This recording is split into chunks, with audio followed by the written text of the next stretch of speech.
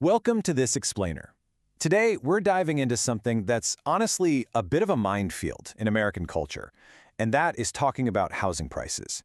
If you've ever been super curious about what a friend or a coworker pays for their home, but you stopped yourself because you didn't want to come across as rude or, intrusive, you are absolutely in the right place. We're going to break down these social norms together and give you the exact conversational tools you need to navigate this gracefully. So, let's just jump right in. To really grasp why this is such a massive, emotionally charged topic right now, we have to look at the numbers. As of 2026, data from the Federal Reserve Bank of St. Louis shows the average U.S. home sells for around $410,000. And if you're renting, well, Zillow data puts the average monthly rent at nearly $2,000. With interest rates having absolutely skyrocketed over the past few years, housing costs are a huge pain point. It's a daily conversation topic for Americans. People are deeply curious about what others are paying, but as you'll see, getting that information isn't as simple as just asking point blank. So, here is our roadmap for today. First, we'll look at the U.S. housing market and taboos. Then, Technique 1, Market Complaints. After that, Technique 2, Deal Satisfaction. Then Technique 3, Environment and Preferences. And finally, Exceptions and Conversational Landing. All right, Section 1, U.S. housing market and taboos. Look at the stark contrast here.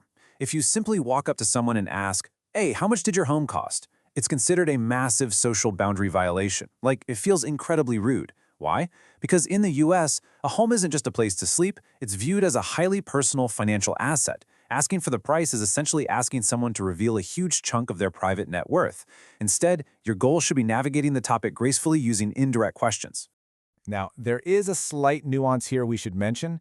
Asking about rent is generally considered slightly less intrusive than asking about a home purchase.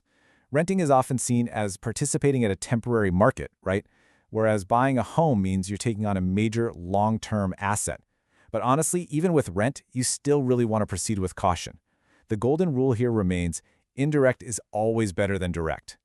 Moving on to Section 2, Technique 1, Market Complaints. So instead of asking a direct question, you just make a casual observational statement. You might sigh and say something like, "Man, rent has gotten so expensive lately in Denver," or "It's just so hard to find a decently priced house right now in New York." This perfectly illustrates the technique. By mentioning specific cities and the overall pain of the market, you're casually opening the door. You're inviting the other person to share their own numbers naturally, without actually demanding any specific financial data from them. The beauty of framing it as a complaint about the market is that it gives the responder complete freedom. They might totally volunteer their costs and say, I know, my rent just jumped to $2,500. Or if they prefer to keep their finances private, they can easily just validate your point, saying something vague like, "Yeah, I know the market isn't the best, but I hear it's improving this year." It's entirely up to them. No awkwardness whatsoever, and no forced answers. Let's look at Section 3, Technique 2, Deal Satisfaction. If a friend recently bought a home, you can simply ask, "Were you happy with the deal you got?" The absolutely crucial point here is that you're asking about their emotional satisfaction, not hard numbers. You're essentially asking for a feeling, not a dollar amount. It takes all the pressure off. And if the person is comfortable with you, this question perfectly sets them up to volunteer those specifics. They might happily respond, "Yes, we ended up paying $300K, which is just under the market rate." By the way, here's a quick linguistic tip for you. Americans very frequently shorten large numbers.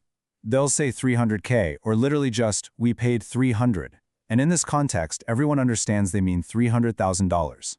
Now for Section 4, Technique 3, Environment and Preferences. This is where you get to play detective a little bit. You can ask things like, do you live closer to downtown or further out? Or maybe, what neighborhoods would you recommend? You see, location is the single biggest determining factor of price, because downtowns or really condensed, desirable areas are naturally way more expensive. Asking about their neighborhood helps you gauge their general price context completely indirectly. You're figuring it out through polite conversation. Plus, these types of preference questions build a real connection.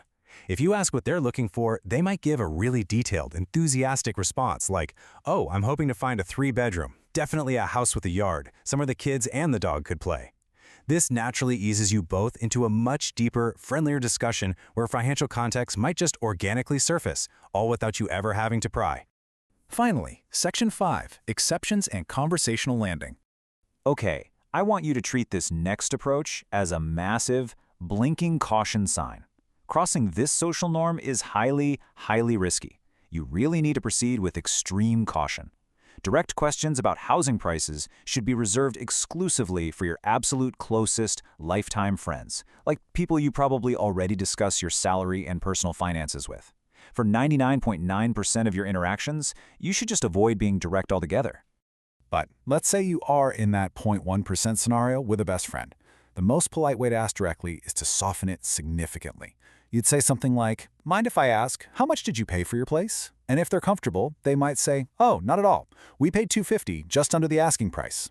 Even with your closest friends, always give them that "mind if I ask" cushion, so they have a polite way out to respectfully decline.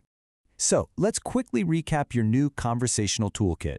Your empathy and lifestyle strategies, which are complaining about the market or asking about areas, are very polite and very low risk. Asking about deal satisfaction is perfectly polite but carries a medium risk, just because it edges a little closer to actual finances. And going direct, that is highly intrusive and very high risk. Always start at the top of this list and tread carefully. Let's actually see this in action with a quick role play using the deal satisfaction technique. So speaker A starts by building a little context. How's the house hunting going? You're over in Willow Creek, right? Then they slide right into that indirect question. Do you mind if I ask, were you happy with the deal you got? Notice how smooth that is? It's conversational, casual, and highly respectful.